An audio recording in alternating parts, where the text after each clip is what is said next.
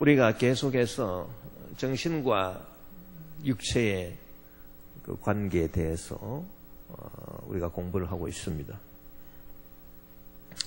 우리가 정신과 육체의 관계에 대해서 공부를 할 때 또 우리가 알아야 될 것은 이 유물론 사상, 그러니까 공산주의 그 기초가 되는 그 유물론 사상이 잘못된 것이다라고 하는 것을 또 우리가 알아야 되겠습니다. 그러면 그 유물론이라고 하는 것은 그 무엇인가? 그것은 사람의 영혼, 사람의 정신이라고 하는 것은 그 물질의 그 육체의 그림자에 불과한 것이다.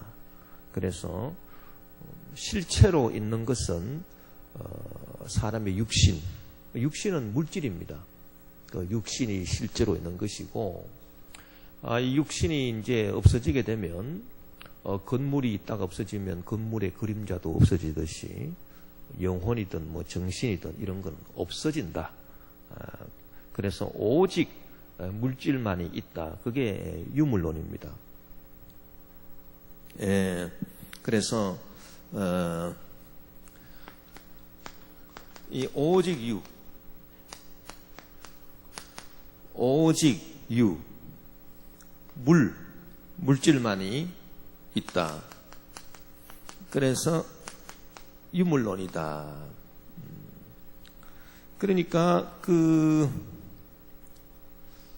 이 공산주의가 유물론에서 기초한 거죠. 그러니까 오직 물질만이 있는 거죠. 물질. 그 물질과 연관되는 게 육체 아닙니까? 육체는 흙에서 온 것인데 그 육체는 다름 아닌 물질입니다. 뭐 기계와도 같다고 볼 수 있습니다. 그래서 이게 시간이 지나가면 기계가 닳듯이 우리 육체도 시간이 지나가면 다 기능이 퇴화하고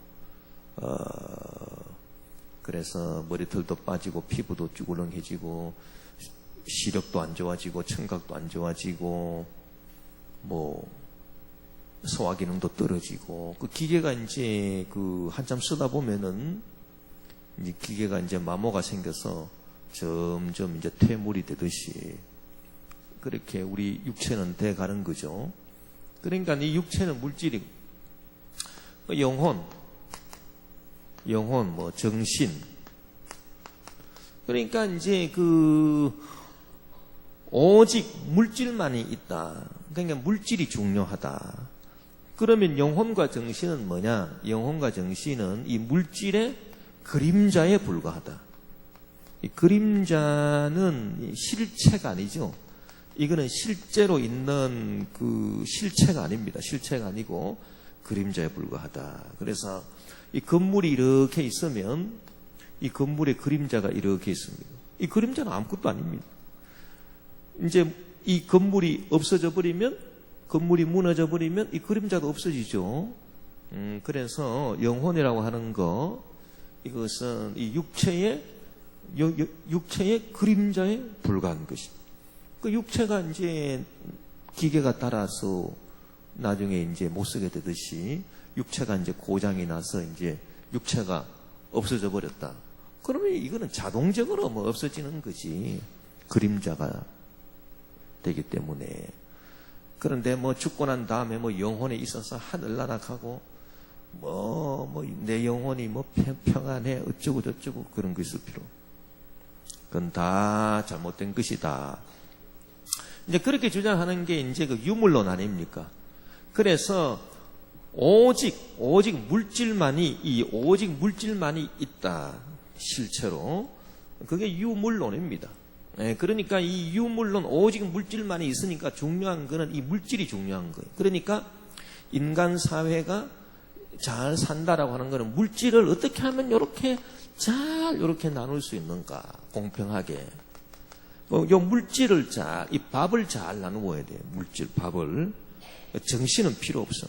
밥을 잘 나누어야 된다. 그래서 거기서 공산주의 사상이 있는 거 아닙니까? 공산주의는 뭐 영혼, 정신 그런 거 인정 안 하고 오직 물질이 중요하다. 그래 물질을 잘 나누어야 되는데 가만 보니까 돈 가진 자본가들이 물질을 다 가지고 있고 노동자들은 물질이 없다.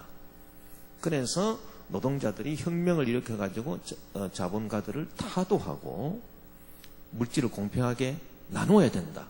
강제로 총칼로 그냥 자본가들을 물리치고 물질을 공평하게 이렇게 나누어 줘야 된다. 그게 공산주의 혁명 이론 아니겠습니까? 그래서 이 유물론이에요, 유물론. 근데 그러니까 그 하나님 말씀이 영혼을 말하고 영혼이 구원받아야 된다, 죄 사함 받고 구원받아야 된다 그런 말 하는데 영혼은 그림자에 불과한데 뭐냐? 그래서 이 유물론 공산주의는 기독교를 인정하지 않죠. 신앙을 인정하지 않는 이유가 여기에 있습니다. 무슨 말씀인지 아시겠죠? 자, 그런데 이 유물론이 잘못된 거다라고 하는 걸 우리가 알아야 되는 것입니다. 이 유물론이 어떻게 해서 잘못된 건가라고 하는 거를 간단하게 증명할 수 있는 방법이 하나 있습니다. 그건 뭐냐 하면은 이 물질이 이제 육체잖아요, 육체. 그럼 이 육체를 구성하는 게 뭡니까? 육체를 구성하는 게 육체의 뼈를 만들어내고 살을 만들어내고 하는 게 육체의 살을 만들어내고 뼈를 만들어내는 게 뭡니까? 이게 이제 밥이에요, 밥.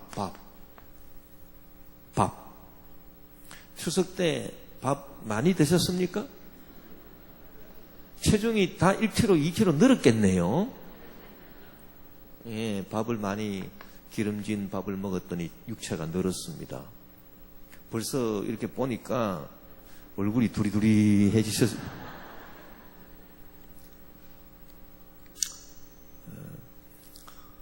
이 유물론은 이 육체는 밥이에요. 밥, 영양. 그리고 이 정신이라고 하는 거는 이 그림자에 불과한 거예요. 그림자. 그래서 밥을 안 먹으면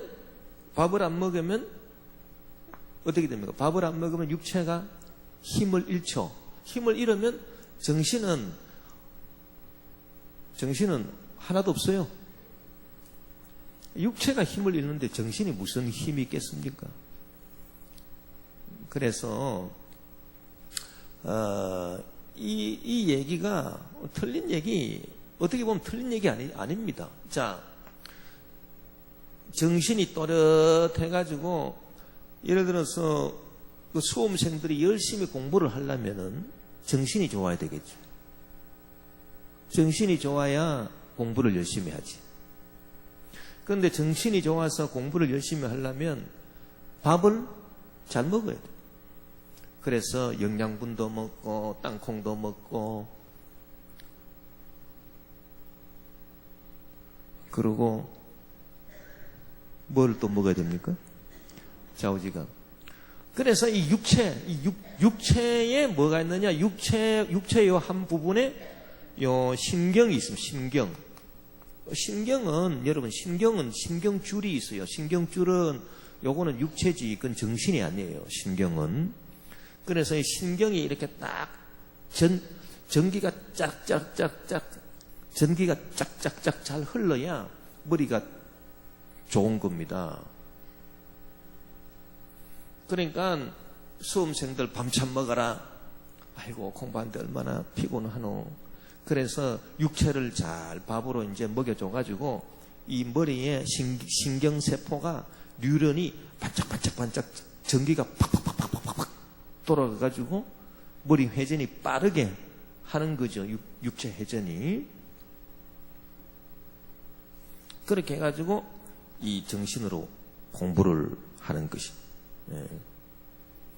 그러니까 이 두뇌라든지 신경이라든지 이런 게 다 이 육체에 해당되는 거예요. 왜? 눈으로 볼 수 있으니까. 신경은 눈으로 볼 수 있어요. 수술하면은 요거 신경이구나. 신경줄 딱 끄집어낼 수 있어요. 핀셋으로. 그런데 두뇌는 볼 수 없어요. 두뇌는 눈으로 볼 수 없어요. 두뇌는 볼 수 없어요. 두뇌는 정신은 뭡니까? 눈으로 안 보이는 게 정신. 그러니까 육체의 머리, 두뇌. 두뇌가 뭐예요?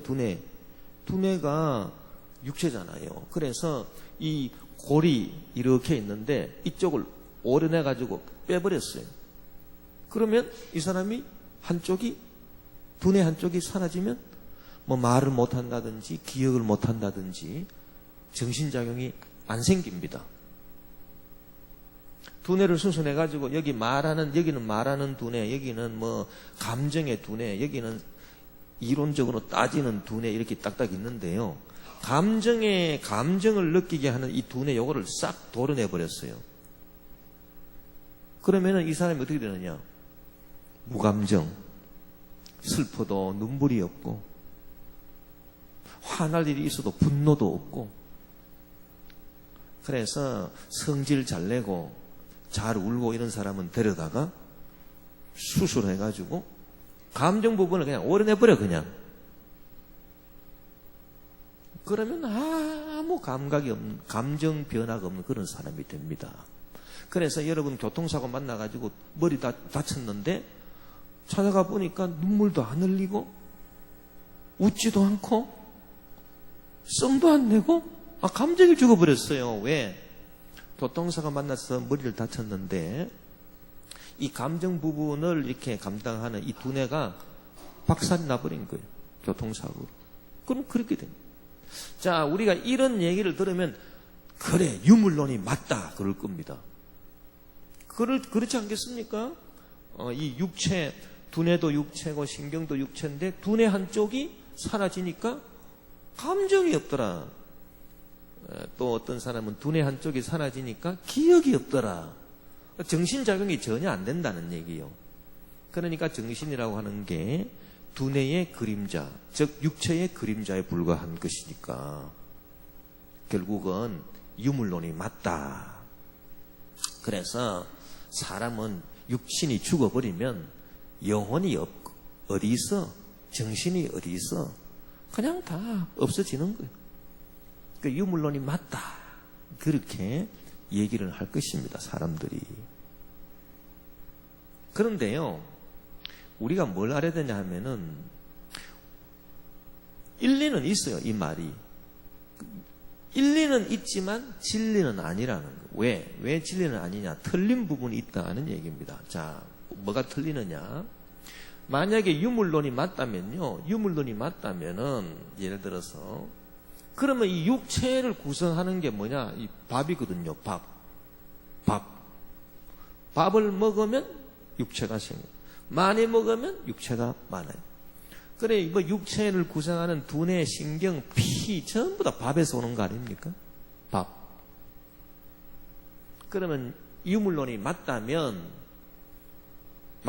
어떻게 돼야 됩니까? 밥을 똑같이 먹어요. 오늘 여러분 점심 때 똑같이 육개장 한 그릇씩 다 드십시오. 다른 거 먹지 말고. 그러면 육개장 한 그릇 똑같이 다 먹었다. 그러면 이 생각도 감정도 똑같이 나와야 됩니다. 유물론이 맞다면. 그렇겠죠. 정신은 육체의 그림자에 불과하니까 육체를 구성하는 영양분이 똑같아. 그러면 생각도 똑같아야 되는 거 아닙니까? 감정도 똑같아야 되는 거 아닙니까? 왜 밥이 다른데 생각이 다릅니까? 그런데 실제로는 그렇습니까? 안 그래요. 실제로는 어떤 사람은 육개장 한 그릇을 똑같이 육개장을 먹여줬는데 어떤 사람은 머리가 좋은 사람이 있는가 하면 어떤 사람은 계속 머리가 안 좋은 사람이 있고요. 어떤 사람은 감정이 아주 너그러운 사람이 있는가 하면 어떤 사람은 감정이 아주 괴팍한 사람이 있고 어떤 사람은 막 이렇게 그 추론 능력이 발달한 사람이 있는가 하면 어떤 사람은 아주 이 추론 능력이 떨어지는 사람도 있더라는 얘기입니다. 아니 밥을 똑같이 먹였는데 자 예를 들어서 태어나자마자 어린 아기가 딱 태어났습니다. 딱 태어나자마자 똑같은 우유, 똑같은 밥, 같은 환경에서 키웠습니다. 유물론이 맞다면 이 애들은 꼭 같이 이렇게 생각해야 될 거예요. 꼭 같이 생각하고 꼭 같이 판단하고 꼭 같이 느끼고 그렇게 해야 될 겁니다. 요새 이제 그 복제 인간을 만들 수 있다 그러지 않습니까? 사람을 복사하듯이 이제 복제해 내는데요. 만약에 복제 인간이 만들어졌다 하더라도 그게 다 다릅니다. 왜 다르냐 하면 우리가 이제 그 돌리양이라고 그 양을 복제해가 처음 만들어냈지 않았습니까? 자, 양을 복제해서 만들어냈어요. 이건 돌리. 또 여기를 또 복제해가 또 양을 또 만들어냈어요. 그래서 같은 먹이를 주면은 이 양이 생각하고 판단하는 거하고 이 양이 생각하고 판단하는 거 다 같겠죠. 다 같아야 된다는 얘기예요. 근데 다르거든요. 이 양의 성격하고 이 양의 성격이 달라요. 정신 상태가 다르다는 얘기입니다. 그거를 보아서 우리가 무엇을 할 수 있느냐 하면은 이 유물론이 일리는 있지만 그러나 완전히 맞는 진리는 아니다라고 하는 것입니다. 그래서 사람이 환경이 똑같고 DNA가 똑같다 하더라도 DNA가 똑같은 복제 인간이라 하더라도 먹는 게 똑같다 하더라도 생각이 다 다릅니다. 판단이 다 다릅니다. 감정이 다 다릅니다. 그거는 정신이 이 육체의 지배를 받지 않기 때문에 생각이 다 다르고 판단이 다 다르고 감정이 다 다른 거예요. 따라서 우리가 이 사실을 미루어 볼진대 사람의 정신과 영혼이 있고 그리고 사람의 정신과 영혼은 육체하고 연결되어 있지만 육체의 뭐 그림자라든지 육체에 속해 있는 거라든지 그런 것은 아니다. 그래서 우리가 전번 시간에 얘기했듯이 정신과 이 육체는 아주 긴밀하게 이렇게 연결되어 있지만은 그러나 혼합되어 있는 게 아니라 딱 구분이 됩니다. 정신은 정신, 영혼은 영혼이고 육체는 육체고. 그래서 이 육체도 하나의 실체지만 정신도 하나의 실체. 둘 다 실체지 뭐 육체의 그림자가 정신이고 정신의 그림자가 육체고 그런 거는 없습니다. 그런 거는 사실이 아닙니다. 그것이 성경이 우리에게 가르쳐주는 인간관인 것입니다. 그래서 사람의 정신과 육체는 서로 긴밀하게 연결되어 있지만 육체에 완전 정신이 종속되어서 육체의 그림자 같은 게 영혼이고 유물론 절대 아닙니다.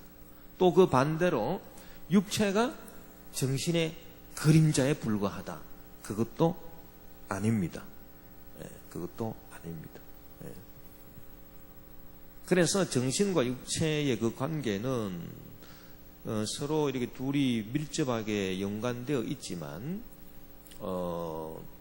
서로가 서로에게 이렇게 그 한쪽이 다른 한쪽한테 완전 이렇게 종속이 돼서 그 한쪽은 건물과 같은 실체고 한쪽은 이 건물의 그림자와 같이 허상에 불과한 그런 게 아니란 얘기입니다. 그런 게 아니란 얘기. 무슨 말씀인지 아시겠죠? 할렐루야. 그래 하여튼 육체가 사라져도 육체가 죽어 없어져도 영혼은 남아 있다는 얘기예요. 결론이 그거예요. 만약에 영혼이 육체의 그림자와 같은 거라면 육체가 죽어 없어지면 영혼은 없어요. 자동적으로. 그러나 그런 게 아니란 겁니다. 그렇기 때문에 육체가 사라지고 육체가 죽어 없어져도 사람의 영혼은 남아 있습니다. 그래서 그 영혼이 죄산받고 용서받고 치료받고 구원받는 천국 가는 이것이 참 중요하다. 뭐 그런 말씀이 되겠습니다. 예. 할렐루야. 예. 그래서 우리가 이 오늘 말씀대로 그 육신에게 져서 육신대로 살 것이 아니다. 우리 성경이 말하는 것은 우리 영혼이 육신을 이렇게 지배하면서 이렇게 살아야 된다. 둘이 이렇게 밀접한 관계를 갖고 어느 한쪽이 그 다른 한쪽에 뭐 그림자처럼 되어 있는 것은 아니지만, 따라서 그럼 육신이 정신의 그림자냐? 그것도 아니란 얘기예요. 그렇지만은 정신은 육신을 컨트롤하고 지배하고 다스리며 살아야 된다. 영혼이 육신보다 더 위치가 높다. 예, 그걸 말씀드린 겁니다. 그러니까 이 영혼의 위치가 이 육신의 위치보다 높다는 얘기예요. 예, 그걸 말하는 거지. 이 육신이 영혼에 뭐 그림자처럼 돼 있어서, 영혼이 이렇게 건물이라면 이 육신이 그림자처럼 이렇게 되어 있는 그런 건 아니란 얘기입니다. 육신도 또 하나의 건물이에요. 육신도 또 하나의 건물이고 영혼도 또 하나의 건물이지. 그러나 영혼이 육신보다 위치가 높기 때문에, 지위가 높기 때문에 영혼이 육신을 다스려야 된다는 얘기지. 뭐 영혼이 어떤 건물이라면 뭐 육신은 이 건물의 그림자에 불과하다, 이런 게 아니란 얘기고요. 그 반대로 육신이 어떤 또 건물과 같은 실체인데 영혼이 또 그림자 같은 뭐 이런 거다. 그것도 이것도 아니고 이것도 아니라는 얘기예요. 영혼도 하나의 실체고, 예, 육신도 하나의 실체라, 예, 그림자 같은 게 아니라 이 둘이 서로 긴밀하게 연결되어 있고요. 예, 그러나 영혼이 위치가 높다. 존재의 위치가 높다는 얘기입니다. 하나님이 그렇게 만드셨다는 얘기입니다. 둘 다 이렇게 만드셨는데 영혼을 더 높게 만드셨다. 왜? 영혼은 하나님께로부터 온 것이다. 예, 하나님이 후하고 생기를 불어넣어서 영혼이 만들어져. 그 육신은 이거는 흙에서 온 것이다. 그러니까 이게 이거보다 높으니까 당연히 영혼이 육신을 지배하면서 살아야 되겠다. 그게 영으로 사는 사람이고, 그래야 하나님 뜻을 이루며 사는 사람이고, 그래야 성령 충만한 사람이다. 할렐루야. 그거를 이제 성경이 말하는 것 아니겠습니까? 그래서 이제 그 영혼이 이렇게 그 육신을 지배하면서 살아야 되는데, 그러기 위해서는 영혼이 깨어 있어야 됩니다. 영혼이 깨달음을 얻어서 깨어 있어야 육신을 지배하고 다스리지. 영혼이 깨달음이 없다. 사람은 존귀하나 깨닫지 못하면 멸망하는 짐승과 같으니라. 그래서 영혼이 깨달음이 없다면 오히려 육신에 질질 끌려다니게 된다. 그러면 안 되겠다. 우리는 영혼이 하나님 진리의 말씀을 깨달음으로 항상 깨어 있어서 육신을 지배하고 다스려야 되겠다라고 하는 얘기를 우리가 전번 시간에 했습니다. 오늘 우리가 할 얘기는, 이 사람이 그러면 이 영혼이 어떻게 해야 평화를 얻을 것인가? 어떻게 해야 평화를 얻을 것인가? 이 사람 마음의 평화라고 하는 게 참 중요한 얘기 아니겠습니까? 영혼이 어떻게 하면 평화를 얻을 것인가? 그거를 우리가 살펴보고자 하는 것입니다. 답은 창세기에 나와 있습니다. 여러분, 창세기에 보면은 이 영혼이 있고요. 그리고 이제 그 육신이 이렇게 있는데요. 이 사람 아닙니까? 이 사람인데, 이 영혼, 이 영혼이 이렇게 잘못된 거예요. 창세기에 아담 하와의 영혼이 왜 타락했느냐? 이 마귀가 유혹을 해가지고 이렇게 외부에서 들어왔습니다. 이렇게.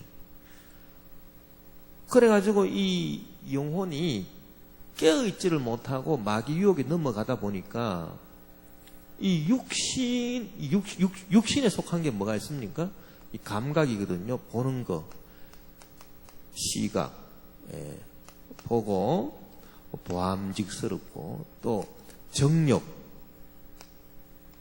먹음직스럽고 육신에 속한 지혜롭게 할 만큼 탐스럽기도 하다. 그래서 안목의 정욕, 육신의 정욕, 이생의 자랑. 요 이생의 자랑, 요 환경에 대한 자랑. 보고, 먹고, 환경과 이렇게 딱 마주치는 게 육신 아닙니까? 그래서 이 영혼이 마귀의 유혹을 받아서 넘어가 버리니까 영혼이 깨어있지를 못하니까 육신에 대한 컨트롤을, 지배 능력을 상실해 버려가지고요. 육신이 이렇게 시키는 대로 선악과를 따먹었다는 얘기입니다. 이 영혼이 하나님 말씀으로 깨어있지 못하고. 그게 그 창세기 얘기 아니겠습니까? 그래서 우리가 그러면 이 영혼이 이렇게 죄를 범하고 난 다음에 이제 하나님의 낯을 피해서 큰 바위 뒤에 숨고 그 영혼이 얼마나 불안하고 얼마나 이 영혼이 참 그 공포에 떨고 답답하겠습니까?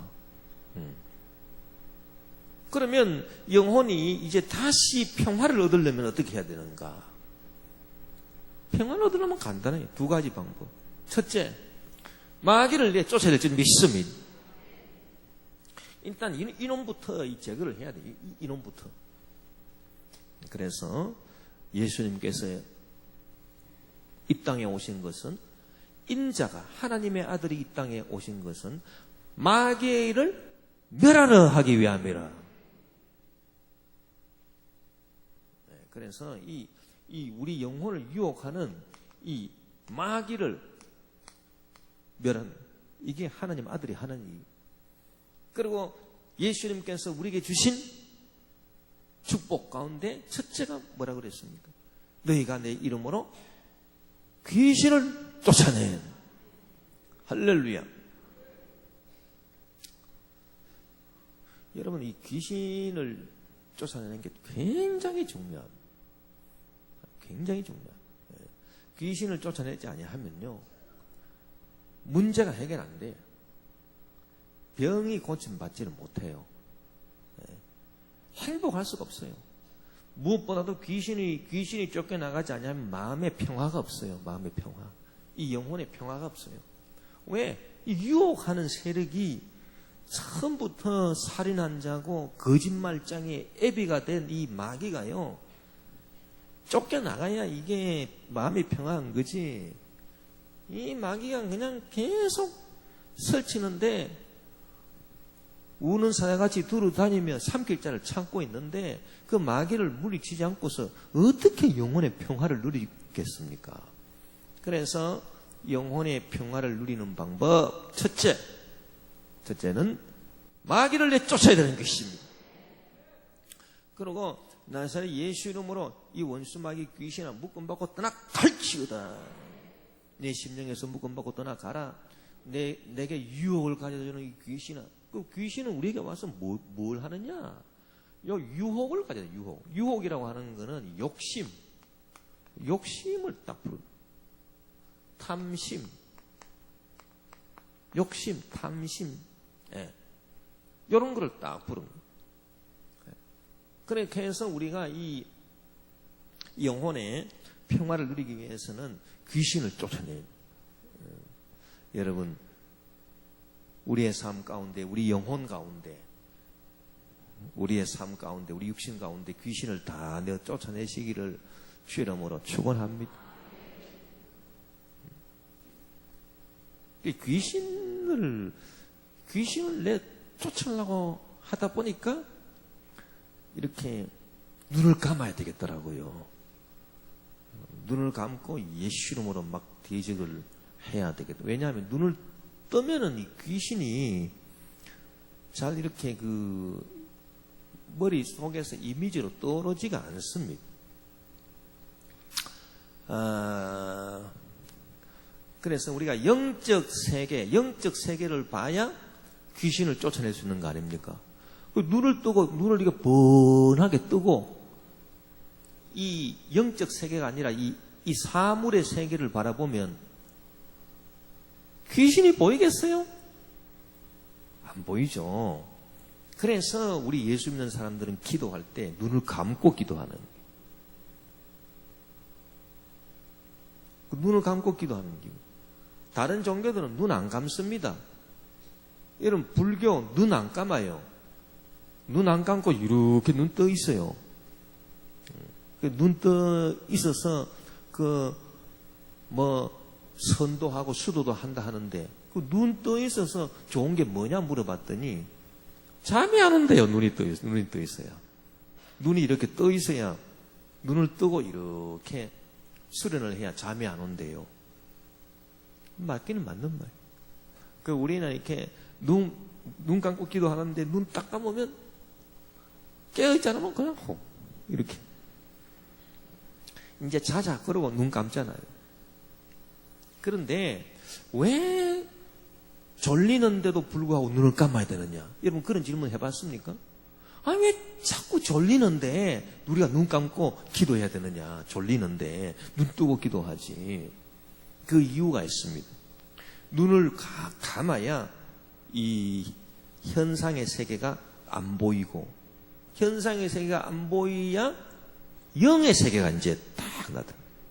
그래서 귀신을 쫓아내려고 눈을 감는 겁니다. 다른 것 때문에 눈 감는 게 아니에요. 그래서 눈을 딱 감고요, 이 귀신들을 막 내쫓아야 돼요. 예수 그리스도 이름으로 막 내쫓아요. 그러면 귀신이 와가지고 참소를 하는데 네가 내 쫓아낼 자격이 있는가? 그럽니다. 요게 너는 죄인인데 그러고, 그러면 시끄럽다, 무조건 떠나가라.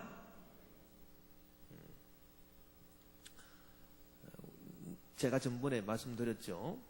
이 귀신은요 참 나쁜 놈이에요. 왜 그러냐면 아주 염치가 없는 족속입니다. 지가 더 큰 죄를 지놓고요, 회개도 안 하는 놈이 사람한테 와가지고 참소를 하거든요. 너는 이런 죄를 지었지. 그러고 그걸 참소한단 말입니다. 지는 하나님을 반역한 놈이. 그러니까 얼마나 그 얌체가 없습니까? 그래서 우리가 귀신한테 절대 그 참소당할 때 절대 주눅들 필요가 없습니다. 귀신이 와서 우리 마음에 참소를 하면은 시끄럽다. 너는 하나님을 반역한 존재. 나는 하나님을 반역하지는 않아. 네 유혹에 넘어가서 내가 비록 욕심으로 죄는 지었지만은 욕심이 잉태한 적 죄를 낳고 저가 장사한 적 사망을 낳고, 그러나 나는 너처럼 하늘에서 반역을 일으켜가지고 하나님의 주권을 넘보고 그 보좌를 넘보고 하나님을 대항하고 하나님을 반역한 그런 반역죄는 나는 짓지 않아. 그러니까 나사렛 예수 이름으로 명하노니 나를 참소한 악한 원수마의 귀신은 무조건 떠나갈지어다. 여러분 쫓아내야 돼요. 이런저런 얘기할 필요가 없습니다. 그냥 귀신은 무조건 쫓아내는 겁니다. 나사렛 예수 이름으로. 그렇게 해야 우리 마음속에 우리 영혼에 평화가 싹 깃들게 됩니다. 우리 영혼에 평화가 깃들고 이제 우리 영혼이 평안해져야 문제도 하나하나 풀리게 되고 기도가 응답이 되고요. 영혼이 평안하면은 이 육신도 고침받고 다 문제도 해결되고 놀라운 축복이 임할 줄 믿습니다. 그래서 이제 그 영혼이 이제 평안을 얻기 위해서 이 영혼이 평안을 얻는 게 참 중요합니다. 그래서 우리 그 순복음도 사랑하는 자여, 내 영혼이 잘됨 같이 영혼이 일단 잘 돼야 돼요. 그 다음에 범사에 잘 되고 강건하기를 내가 간구하는. 그러면 영혼이 잘 된다라고 하는 것은 영혼이 평안을 얻는다. 그럼 영혼이 평안을 얻기 위해서 첫째로 귀신을 쫓아야 돼요. 그 다음에 두 번째 이게 중요합니다. 두 번째도. 그럼 두 번째는 우리가 뭘 해야 하느냐? 자, 보십시다. 이게요, 이제 조금 이제 생각을 우리가 좀 깊이 해야 되는데, 이 영혼이 평안을 얻지 못하는 이유가 그 유혹하는 이 마귀는 쫓아내는데요. 이 육신이 보고 듣고 맛보고 만지고 하는 이 감각으로 말미암아 이 외부에서 이 환경에서 이 육신 속에 막 가져다 주는 그런 그 감각이 어떻게 보면은 이게 마귀한테 넘어가기 쉬운 겁니다. 창세기에 보면 이게 넘어갔잖아요. 그래서 먹음직스럽고 보암직스럽고 눈이 탁, 보암직, 이야, 보암직. 차라리 눈이 멀었으면은 뭐야 모를 텐데 눈이 떠가지고 시각적으로 보니까 야, 기가 막히네. 보암직스럽고 먹음직스럽고 막 이 세상에 자랑이 막 들어오고요. 야, 저거 가지면 탐스럽고 전부 다 이게 그 마귀 유혹이 육신 감각을 통해서 들어오지 않습니까? 그러니까 우리가 영혼의 평안을 얻으려면 첫째는 귀신을 쫓아내야 되고 그 다음에는 이 육신이 막 흔들리는데요. 이 육신에 흔들리는 파장을 영혼이 받지 말아야 돼요. 육신이 막 흔들리는 그 파장을 영혼이 받아버리면 영혼은 그때부터 혼란에 빠집니다. 자, 그러기 위해서 우리가 육신을 한번 살펴봅시다. 육신이 어떤 구조로 되어가 있는가? 육신의 감각이 어떤 구조로 되어가 있는가? 그거를 조금 더 우리가 전문적으로 한번 살펴보죠. 육신. 이 육신에는 이 감각이 있습니다. 감각, 시각. 뭐 중요한 거 두 가지만 얘기합시다. 시각하고 청각. 이 시각이 뭡니까? 시각이라고 하는 거는 이렇게 빛이 밖에서 탁 하고 들어오잖아요. 들어오면 우리 눈이 육체잖아요. 우리 눈의 우리 눈에 이렇게 그 각막을 통해서 딱 들어오지 않습니까? 우리 눈의 각막을 통해서 딱 들어오면은 이 망막의 상에 이렇게 딱 맺히는데 이게 이제 어떤 식으로 맺히느냐 하면 이 그 과정이 이렇습니다. 빛이 때립니다. 우리 눈을 때리면 이 빛이 우리 눈을 때리면 우리 눈의 망막에 있는 신경, 그것도 육체죠. 신경. 그걸 갖다가 신경절이라 전문적인 용어로 신경절. 이 신경절을 탁 건드려요. 신경절을. 예. 그래서 그 영어로는 nerve ending이라고 하는 말을 씁니다. 그 엔딩이라고 하는 건 끝이다라고 하는 얘기고 신경은 이 신경인데요. 이 신경이 이렇게 있으면 요 신경 끝에 이렇게 촉수같이 이렇게 이 신경절이 있습니다. 여기. 우리 망막에는 요 신경절에 탁 빛이 때리거든요. 그러면 이 신경절에 때린 그 망막에 탁 닿으면 여기 이제 영양분이 있다가요. 요거를 탁 받으면 이걸 뭐로 신경절이 이렇게 빛을 딱 받으면 요 신경절 끝에 있는 요 영양분이 역사를 해가지고 이게 뭐로 바뀌느냐? 이게 전자파 신호로 바뀝니다. 전자파 신호. 이 전자파 신호로 딱 바뀌어버립니다. 그러니까 여기 영양분이 있어야 전자파 신호로 바뀌는 거예요. 예를 들어서 굶어가지고 한 40일 동안 굶었어요. 그럼 빛이 들어와도 뭐 저게 뭐요? 몰라요. 왜? 영양분이 없어가지고 밖에서 들어온 그 빛이 내 신경 촉수를 이렇게 딱 쳐가지고 전자파가 나와야 되는데 전자파 신호가 안 나와. 영양분이 없어서. 그러니까 몽롱하게 되는 겁니다. 한번 굶어보세요. 그렇게 되나 안 되나? 그게 됩니다. 그렇게. 그럼 이 전자파 신호가 이제 이게 어디로 가느냐? 이게 우리 머리로 갑니다. 머리로 가가지고 이 머리 두뇌에서 이 시각을 정보를 담당하는 이쪽 두뇌로 가가지고요. 여기서 그 무엇을 이제 형성하느냐? 그 사항을 이미지. 어떤 이 사항, 이 사물에 대한 사항을 딱 이렇게 형성을 하는 거예요. 자, 그러면 이 사물의 그 상, 우리 이제 그 머릿속에 이제 그 전달된 이 사물의 상이 실제 이 사물하고 같은 거냐? 이 사물의 상하고요. 밖에 이렇게 나무를 봤는데 이 밖에 나무하고 내 머릿속에 딱 이루어진 이 상하고 이 같은 거냐? 이 완전 다른 겁니다. 완전 다른 겁니다. 그거를 우리가 어떻게 할 수 있냐 하면요. 자, 보십시오. 이 눈이 어떤가에 따라 가지고 사물이 다 다르게 보이잖아요.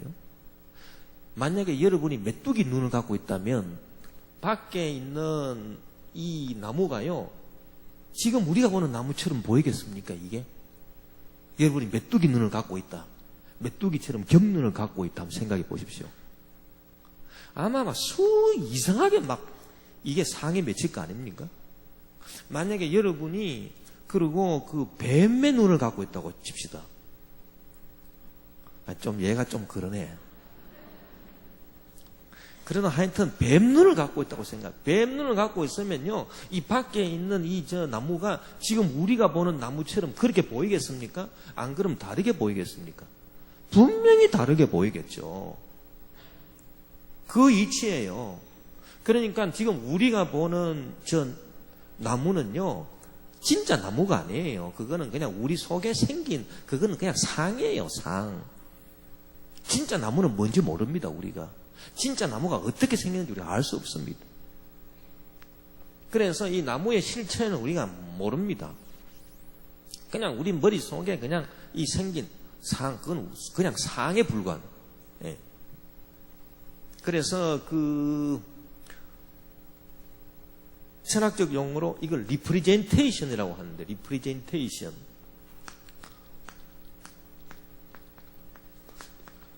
이 리프레젠테이션이라고 하는 거는 재현했다, 재현. 이 바깥의 사물을 그냥 내 머릿속에서 재현한 어떤 구성물이지, 이게 바깥 사물하고 일치하는 게 아니라는 거예요. 왜? 눈의 종류에 따라 가지고 이 눈이 어떤 눈인가에 따라서 맺히는 게 다 다르다는 얘기예요. 뱀눈 갖고 있고, 메뚜기 눈 갖고 있고, 거미 눈 갖고 있고, 우리는 인간의 눈을 갖고 있으니까 지금 이렇게 보이는 거지요. 예. 다 다른 거예요. 좌우지간 이렇게 해서, 그래서 보는 것으로 이게 사물이 진짜건 이렇게 생각하면 그건 큰 오산입니다. 성경에 말할 때 보는 것으로 판단하지 말라. 보는 것으로 바깥에 사물의 실체를 알 수가 없습니다. 좌우지간 이렇게 해서 딱 이 감각이 이렇게 딱 시각이 형성되는 거고요. 그 다음에 청각도 마찬가지. 청각도 원래 이제 그 밖에 있는 거는, 우리 몸 밖에 있는 거는 뭐냐? 몸 밖에 있는 거는, 그거는 파동이라 합니다. 그건 파동. 이 정확한 용어로. 소리가 아닙니다. 파동. 그러니까 막 떨림이에요, 떨림. 바이브레이션. 이 파동이지, 소리가 아직 아니에요. 소리라고 하는 거는 뭐냐 하면요, 밖에 있는 이 파동이 이제 우리 고막으로 들어와가지고, 고막. 고막 속에 또 뭐가 있습니까? 아까 말한 신경절이 있습니다. 너브 엔딩이 있어요. 신경절을 탁 치지 않습니까? 파동이 고막을 통해서 신경절을 딱 치면, 그러면 이 신경절 속에 이제 있던 영양분이 막 뭐를 만들어내느냐? 이것도 전자파를 만들어내요. 전자파를 만들어내가지고 우리 머릿속에 딱 전달해 주면서 이게 뭐가 되느냐? 비로소 소리가 되는 거예요. 소리. 그래서 우리가 소리를 듣는 겁니다.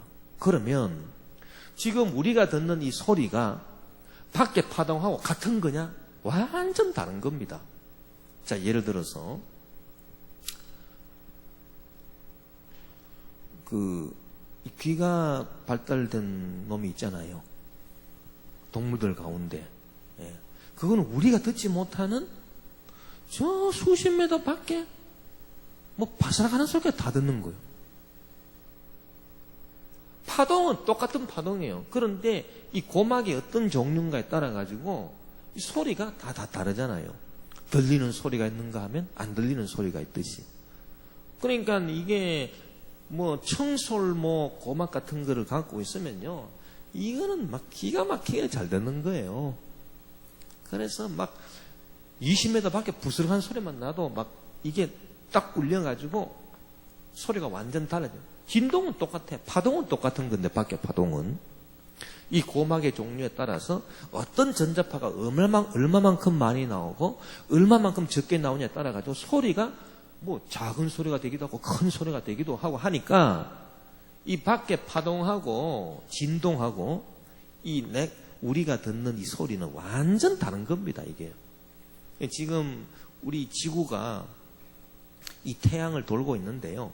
이게 지금 엄청난 지금 진동이거든요. 그거 우리 듣습니까? 못 듣습니다, 우리 귀가. 왜? 이 파동의 어떤 진동수 이상으로 해버리면 우리 고막은 그걸 감지를 못해요, 아예. 고막이. 그러니까 안 들리는 거예요. 안 들린다고 해가지고 여러분 지구가 태양을 도는 소리가 없는 줄 압니까? 이 파동이 없습니까? 있습니다. 있는데 못 들어요. 누가 들을까? 어떤 짐승들은 들어요. 예를 들어서 큰 지진이 난다든지 화산이 폭발한다든지 그러면 벌써 그 밑에서 마그마들이 막 부글부글 끓으면서 이것이 막 폭발 일보 직전으로 부글부글 끓는 소리가 날 거 아닙니까? 그러면은 사람들은 못 듣는 거예요. 이 파동을 사람의 고막은 못 들어요. 그러나 다람쥐 무슨 짐승들의 이 고막은 들어가지고 막 지진 나기 2, 3일 전부터 막 짐승들이 막 도망을 가는 거예요. 인간은 멍청하게 있다가 그냥 쓰나미 같은 것도 그런 거 아닙니까? 그러니까 결국은 우리가 듣는 이 소리가 밖에 파동하고 같은 게 아니라는 거예요. 완전 다른다. 이 파동이 실체라면 이 소리는 완전 지가 만들어낸 게 내 속에서 이 리프레젠테이션에 불과한 거예요. 어쨌든 지금 이제 우리가 이 육신이라고 하는 게 그런 겁니다. 예. 그런데 지금 이제 육신을 말하는 게 중요한 게 아니고요. 이 육신에서 이렇게 느끼는 이제 이 육신에 있는 이 감각들이 그렇게 막 시각, 청각, 촉각 다 마찬가지 원리입니다. 예, 전부 다 마찬가지 원리로 미각 전부 다 이제 마찬가지 후각 전부 다 오음 5가지 감각으로 우리 육신에게 확 이게 막 밖에 환경이 이렇게 막 들어오잖아요. 들어오는데 이것이 어디로 전달되는가? 어디로 전달되는가 하면 우리 이제 의식으로 전달됩니다. 이 의식은 이제 여기서부터 이제 정신의 영역이다 이렇게 보세요. 정신. 이건 육체고요. 정신과 육신이 있는데 의식으로 딱 들어오거든요. 딱 들어와서 우리가 이제 감지를 하게 됩니다. 감지. 예. 감각에서 느낀 것들을 우리 의식도 감지하게 되는 거예요. 그래서 의식이 육신의 명령을 내려가지고 반응을 하게 만듭니다. 밖에 큰 소리가 들린다. 그러면 의식이 육신 보고 귀를 막아. 이렇게 명령을 해서 육신이 귀를 딱 막습니다. 이렇게. 그러지 않겠습니까? 명령은 누가 하는 겁니까? 명령은 육신이 하는 게 아니에요. 육신의 감각을 느끼는 의식이 명령을 하지. 예를 들어서 밖에 막 빛이 막 강해요. 시각이 너무 강한 빛이 들어왔어요. 그러면 의식이 육신에다 명령을 해요. 야, 빨리 눈꺼풀 닫아! 너 그 빛 계속 보다가는 네 눈 상해. 의식이 육신한테 명령.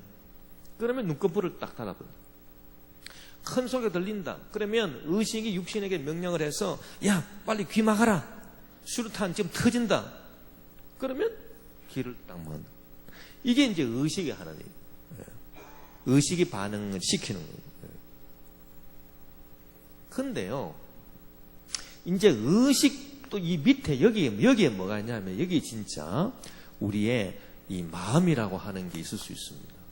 지금 이렇게 그래서 뭐 심리학에서는 요거를 전의식이다, 앞에 있는 의식이다, 전의식 이런 말을 쓰기도 합니다만은, 자, 우리가 이 의식이 이렇게 마음으로 딱 연결된.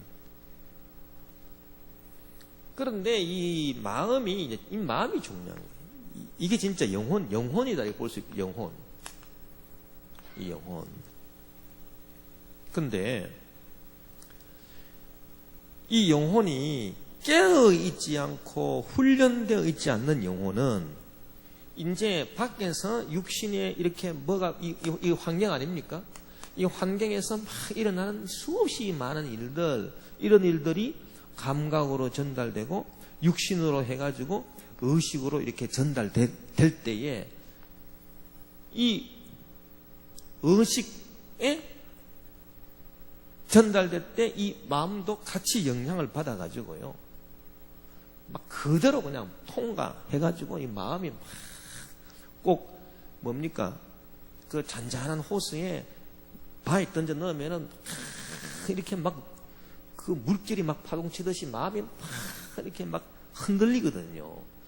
그래서 이 바깥 환경에 의해서 마음이 불안해하기도 하고 막 그 두려움에 떨기도 하고 막 그 여기서 그 뭐가 생겨나느냐, 그 뭐 환상 같은 것도 막 생기고요. 그러고 막 이상한 막 꿈도 생기고, 전부 다 영혼에서 생기는 거예요. 꿈, 환상. 그리고 그 걱정, 뭐 이런 것들, 그런 것들이 막 영혼에 막 생긴다는 얘기예요. 그것은 이렇게 육신으로 전달돼가지고 의식으로 전달된 이것이 그대로 영향을 마음속에 미치기 때문에 꼭 잔잔한 호수에 큰 바위를 던져가지고 파동이 일어나듯이 그 영혼이 안정을 잃어버린다는 얘기입니다. 안정을 잃어버린다는 얘기예요. 그러면 어떻게 해야 안정을 찾을 수 있겠습니까? 마음이 어떻게 해야 안정을 찾을 수 있겠습니까? 이게 참 중요합니다. 이게요, 마음의 안정을 찾는 것은 아까 우리가 말한 것처럼 영혼이 깨어있으라. 깨어있어서 뭐를 합니까? 깨어있다라고 하는 건 뭘? 자기를 하나님 앞에서 계속 물어라. 존재를 물어라 그랬죠. 묻는 것. 이 묻는 게 중요합니다. 자, 뭘 물을 것인가? 무엇을 물을 것인가? 이것이 하나님 앞에서 내 영혼이 무엇입니까? 라고 하나님 앞에서 내 영혼을 묻지 않습니까? 내 영혼을 딱 물으면 이 육신에서 넘어오는 이 의식, 이 파동이 마음으로 전달되지를 못합니다. 여기서 딱 끊어집니다. 이것이 하나님 앞에서 내 영혼이 무엇입니까? 이렇게 딱 물으면 이게 딱 단절이 돼버립니다. 단절이 되면서 여기에서 이렇게 막 계속해서 전달되어 오는 이 파동이요, 이쪽으로 전달이 안 돼요. 바깥에 일어나는 일들이 내 마음, 영혼 속으로 전달이 안 됩니다. 그래서 영혼이 바깥에 어떤 일이 일어나든지 영혼이 평안을 누릴 수 있다라고 하는, 묻는다라고 하는 게 이게 왜 중요한가 하면요. 자, 예를 들어서 질문을 한다. 나는 누구입니까? 나는 누구입니까? 내 영혼이 무엇입니까? 라고 딱 질문하잖아요. 질문을 한다라고 하는 거는 여기에서 요게 무엇입니까? 라고 딱 질문하잖아요. 그러면 요거를요, 다른 거하고 딱 분리해가지고 요것만 딱 띠내는 걸 말해요. 질문하는 거는. 그런 효과가 있어요. 그래서 내 영혼은 무엇입니까? 하나님 앞에서 내 영혼은 무엇입니까? 그러면 이 영혼을요, 의식하고 딱 분리시키고 또 육신의 이런 감각하고 딱 분리시켜서 이것만을 딱 띠내는 그런 효과가 있다니까요. 그게 바로 마음의 평안을 가져다 주는 겁니다. 예. 그게 바로 마음의 평안을 가져다 주는. 요거를 이제 다른 말로 이제 그 설명을 해보면 어거스틴이 참 이렇게 진짜 그 하나님 그 진리의 말씀을 묵상을 많이 한 사람입니다. 이 어거스틴이. 근데 어거스틴의 그 용어 가운데 안에 안이라고 하는 게 있습니다. 안이 있고요. 안에 안이 있어요. 안에 안. 안에 안이 있고 안이 있고 밖이 있어요. 예. 밖같이 있죠. 밖이 있습니다. 그 육체는 여기 있습니다. 육체, 감각 여기 있습니다. 근데 안에 안이 뭐냐? 안에 안 이것이 바로 아까 제가 말한 그 의식이 아니라면은 안에 안은 하나님이 우리 속에 불어넣어준 영혼이다. 이제 뭐 그렇게 우리가 볼 수 있는데,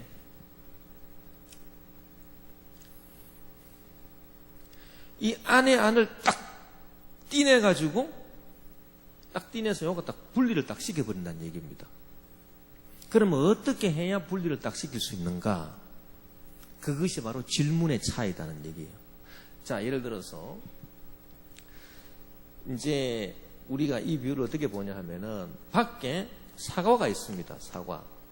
사과가 있을 때 이제 감각을 통해서 우리 안 의식이 이 사과가 무엇인가라고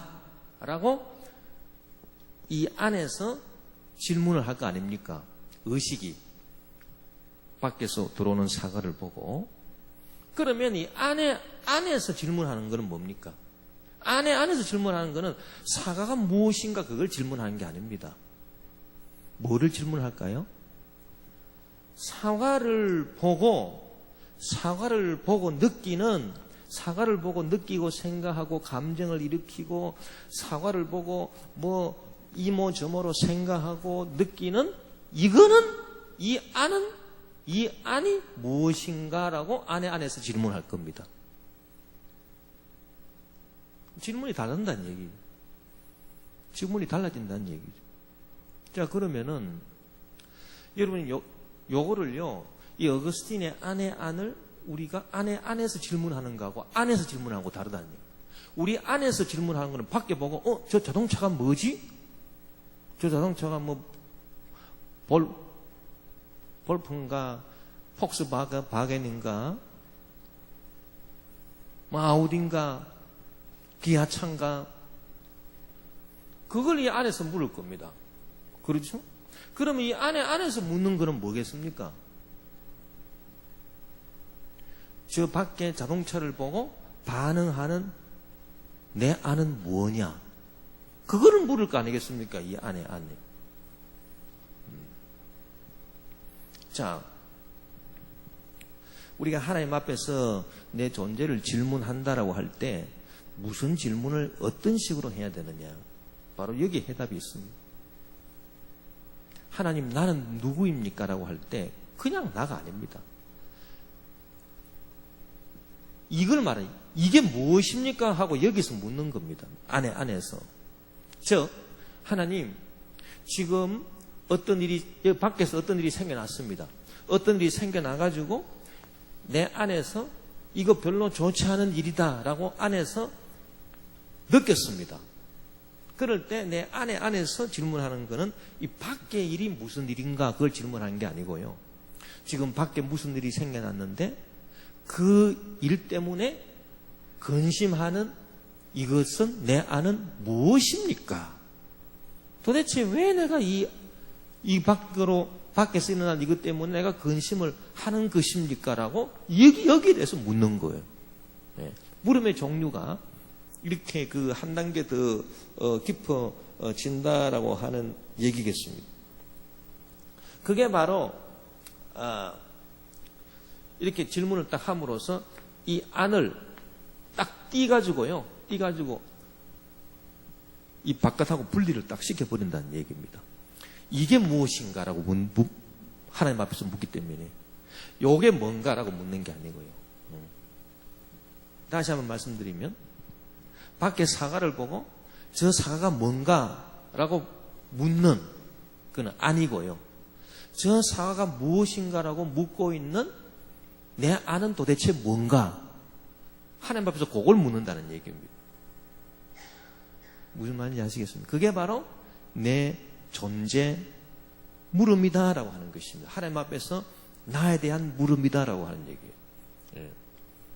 그것이 우리 영혼을 이렇게 바깥의 사물하고 딱 분리를 시켜가지고 이렇게 우리 영혼을 평안하게 만들어 주는 것이다라고 하는 얘기입니다. 예.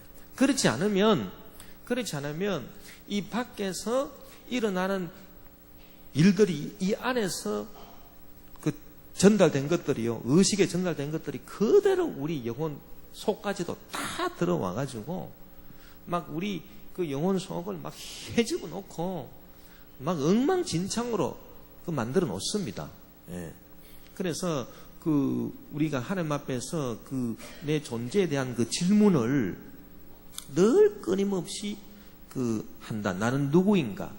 나는 어디에서 왔는가? 나는 무엇 때문에 사는가? 나는 어디로 가는가? 이런 질문들은 결국은 이 바깥 대상에 대한 질문이 아니에요. 이게 뭔가라고 하는 질문이 아니고요. 이것을 내가 받아들이고 있는 이게 뭔가라고 하는 질문입니다. 이게 뭔가라고 하는 질문이 아니고 이것을 보고 있고 이것을 느끼고 있고 이것으로 말미암아 기뻐하기도 하고 이것으로 말미암아 불안해하기도 하고 이것으로 말미암아 슬퍼하기도 하는 내 안, 이것이 무엇인가라고 하나님 앞에서 묻는 것, 그게 바로 내 존재 물음이다라고 하는 얘기입니다. 그러니까 물음 종류가 완전 다르지 않습니까?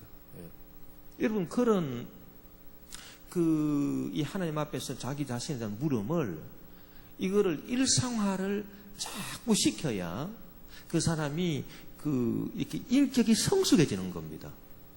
사람들이요, 이 질문을요, 이 안의 질문을 안으로 끌고 가지는 못해요. 여기서 그냥 딱 그쳐버려. 이게 없어요. 이게 없어요. 그래서 항상 질문하는 게 뭔지 아십니까? 밖에 지금 이 사과를 보고 저 사과가 뭐지? 저 사과가 뭐냐?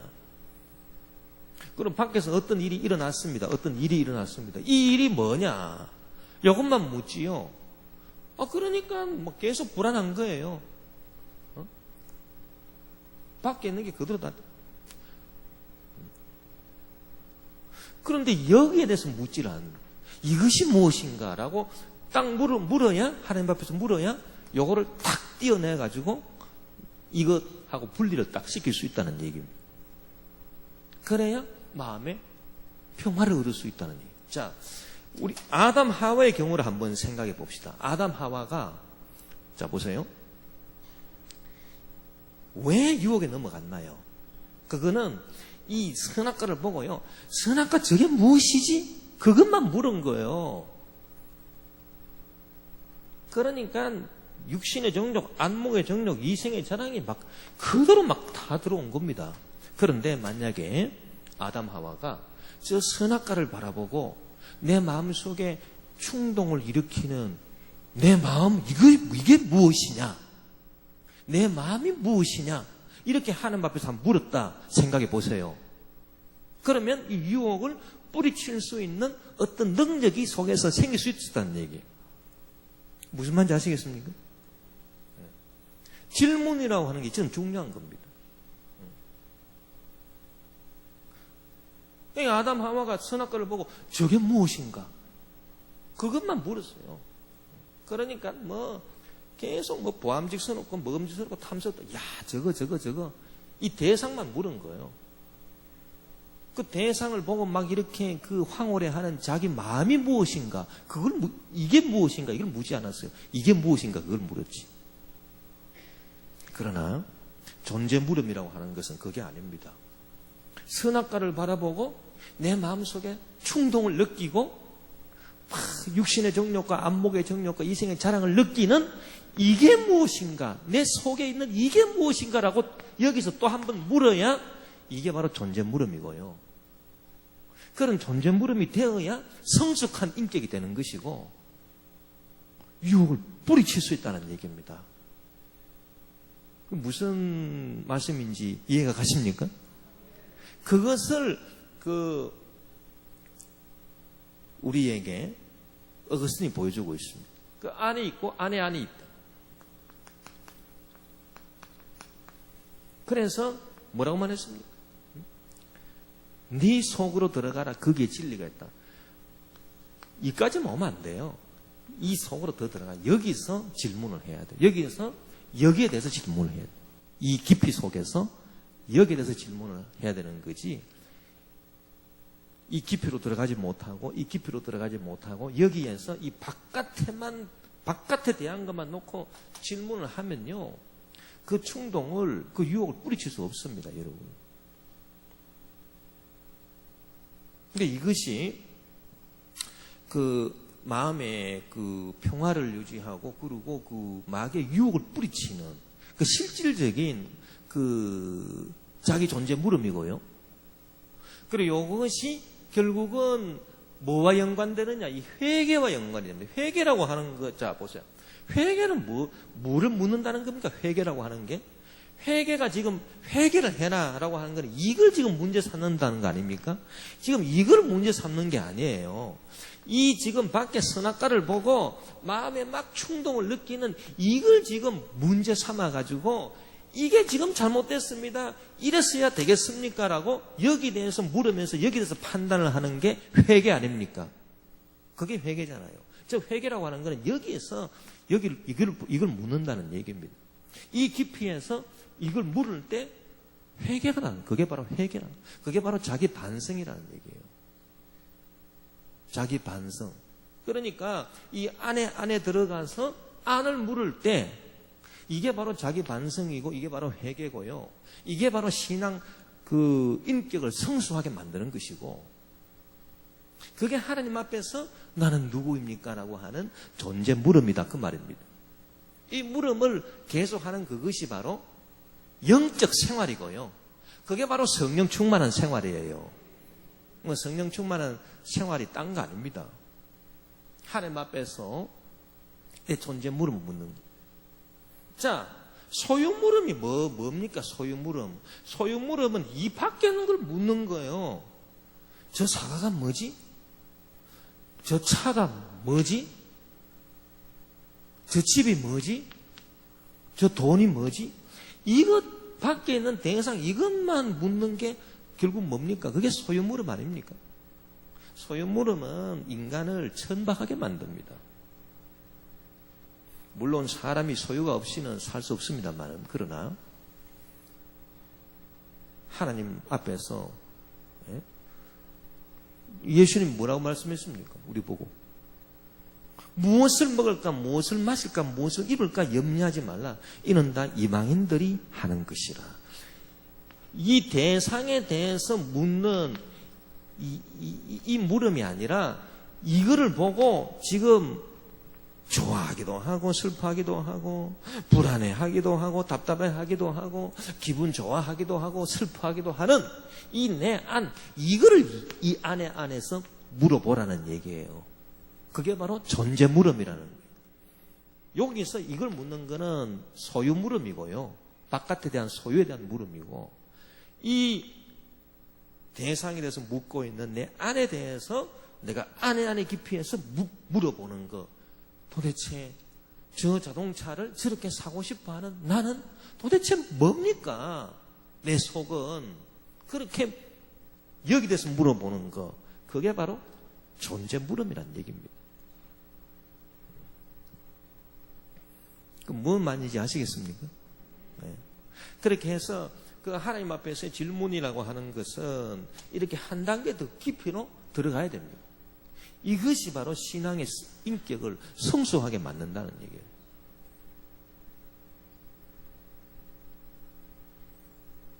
성도들은 물론이고요. 성도도 물론이고 주의 종은 특별히 이런 물음을 다 해야 합니다. 이 안에서의 물음을. 그래서 이런 일들이 그대로 원용될 수 있지 않습니까? 주님, 바깥에 지금 일어난 그 일로 말미암아 철없이 기뻐하는 나는 도대체 이게 뭡니까? 나는 뭡니까? 그리고 지금 밖에 일어난 이 일로 말미암아 불안해하고 있는 나는 뭡니까 도대체? 하나님 앞에서 자기 자신을 묻는 이 물음을 계속 해나가는 것. 이게 바로 그 영어로서 몸의 행실을 죽이면 살리라 라고 하는 그 말입니다. 몸의 행실을 죽이면 살리라. 할렐루야. 그래서 그런 물음을 여러분들이 계속 하나님 앞에서 이렇게 하다 보면요, 여러분도 모르게 여러분이 막 여러분 마음이 굉장히 평안해지고요.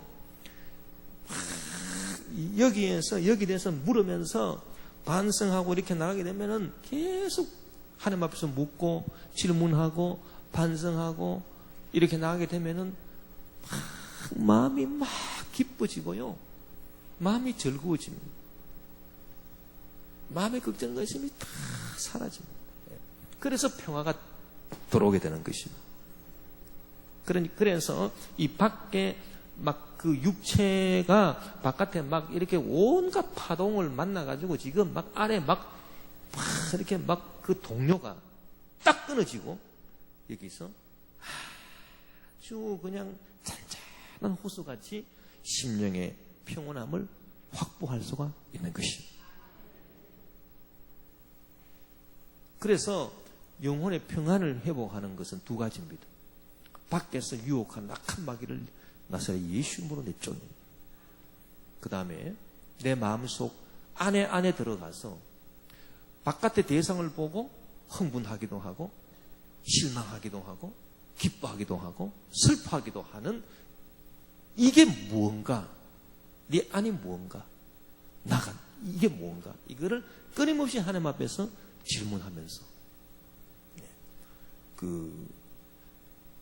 자기 반성을 하는 이것이 우리 영혼을 성숙하게 하고 우리 마음을 평강으로 인도하는 것입니다.